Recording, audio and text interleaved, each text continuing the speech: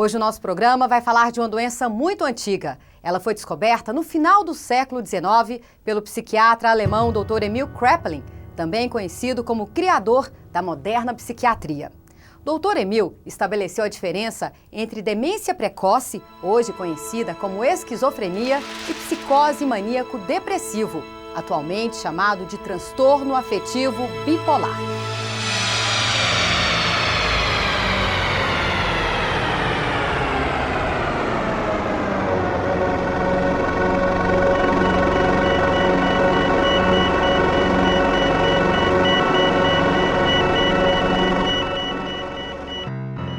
Para falarmos sobre essa doença, convidamos o Dr. Paulo Célio Monteiro, médico formado em psiquiatria pela Universidade Estadual do Rio de Janeiro e filiado à Associação Brasileira de Psiquiatria.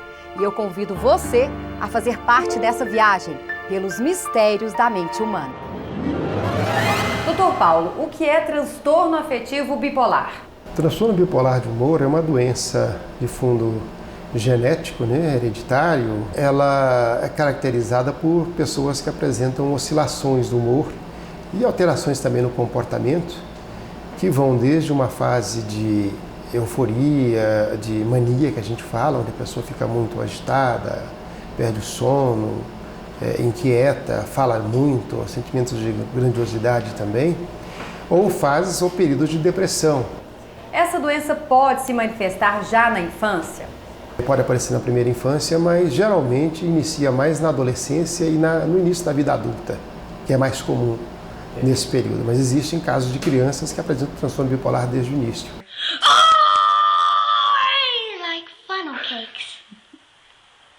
E é muito importante o diagnóstico precoce para você poder tratar desde o início e evitar complicações.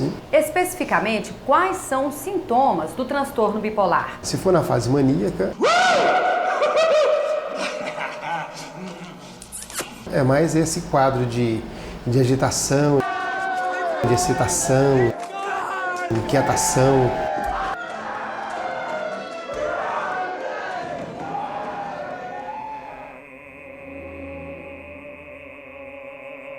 Mas no transtorno bipolar eu considero mais grave do que a depressão pura e simples. A pessoa fica muito deprimido, desinteressada, geralmente apática, coisas que davam prazer na vida deixam de dar prazer, com dores físicas, muitas vezes, sintomas que muitas vezes a medicina não consegue descobrir uma causa, E tem também estados mistos, onde a pessoa muitas vezes apresenta as duas características, tanto a depressão quanto a mania, essa fase de euforia ao mesmo tempo.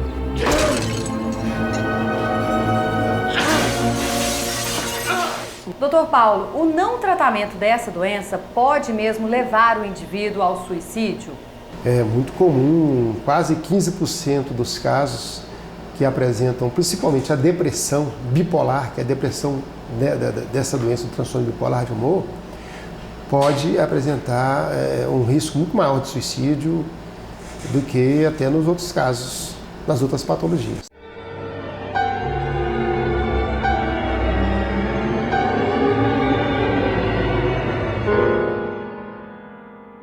Dr. Paulo, o que se sabe sobre a origem do transtorno bipolar?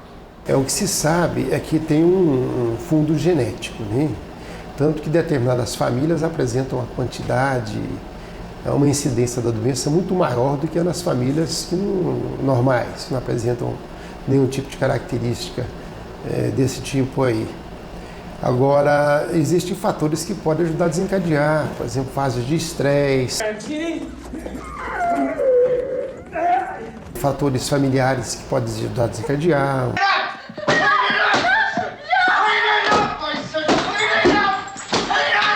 Uma perda, uma pessoa muito querida, uma perda financeira. Então, são fatores desencadeantes que podem ajudar a desencadear o quadro. Diante de um quadro como esse, qual é o papel da família? Veja, depois de diagnosticado, é importante que a família tenha conhecimento sobre a doença. Hoje já existe psicoeducação, quer dizer, já tem reuniões com os familiares para poder orientar a respeito da patologia, como é que se lida com os sintomas, que cuidado se deve ter, quais são os fatores que podem ajudar a desencadear e, principalmente, fazer a manutenção da medicação. que a doença bipolar é uma doença para a vida inteira. Ela é uma doença que precisa ser controlada, ela não cura com os medicamentos. O paciente bipolar precisa de 2 profissionais para atendê-lo, tipo um psiquiatra e um psicólogo? O psiquiatra, quando ele tem uma orientação também para psicoterapia também, ele poderia até fazer os 2 papéis, mas eu acho muito difícil muitas vezes você ter esse tempo disponível para se ocupar de tudo isso. Por isso que muitas vezes eu preciso de uma equipe de apoio. Geralmente um trabalho com psicólogo, alguma equipe, para que muitas vezes nas entrevistas, nas reuniões familiares, o psicólogo possa fazer e o psiquiatra possa se basear mais na questão medicamentosa, fazer mais o tratamento medicamentoso. Então em equipe é mais fácil. O paciente bipolar pode ser tratado em casa? Se tiver numa situação de risco para a pessoa ou para os familiares, onde ele está quebrando, está se machucando, colocando em risco ou ameaçando suicídio, nesses casos é necessária internação. Os medicamentos que a gente utiliza mais frequentemente são os antipsicóticos, o lítio, tem os anticonvulsivantes também, são vários medicamentos que você consegue tirar a pessoa da crise. Em Goiás, existem centros de tratamento público que atendam a essa doença? Nos CAPs, nos ambulatórios de psiquiatria, existem psiquiatras que fazem o tratamento do transtorno bipolar utilizando a parte medicamentosa. Tem também psicólogos que podem acompanhar. A dificuldade muitas vezes é a quantidade de pessoal para poder atender a demanda, né? Acho que existe uma população muito grande, muitas vezes não consegue absorver rapidamente esses casos. Mas existe em Goiânia, por exemplo, existe o pronto-socorro psiquiátrico que atende os casos de urgência e dirige para a rede conveniada para poder internar o paciente nos casos de maior gravidade. Transtorno bipolar não tem cura, mas é uma doença controlável. O apoio da família e a orientação adequada sobre os cuidados com a doença são fundamentais para que o paciente tenha uma vida com mais qualidade. É uma doença controlável, por isso que é importante ter o diagnóstico precoce para que você possa, tratando, evitar consequências piores para o paciente e para a família também.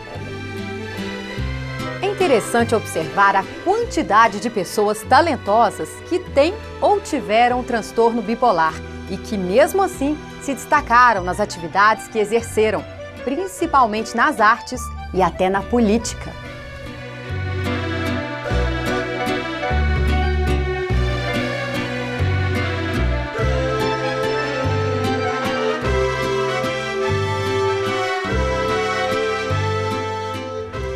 O programa de hoje vai ficando por aqui. Obrigada por ter feito parte da nossa viagem pelos mistérios da mente humana e até a próxima!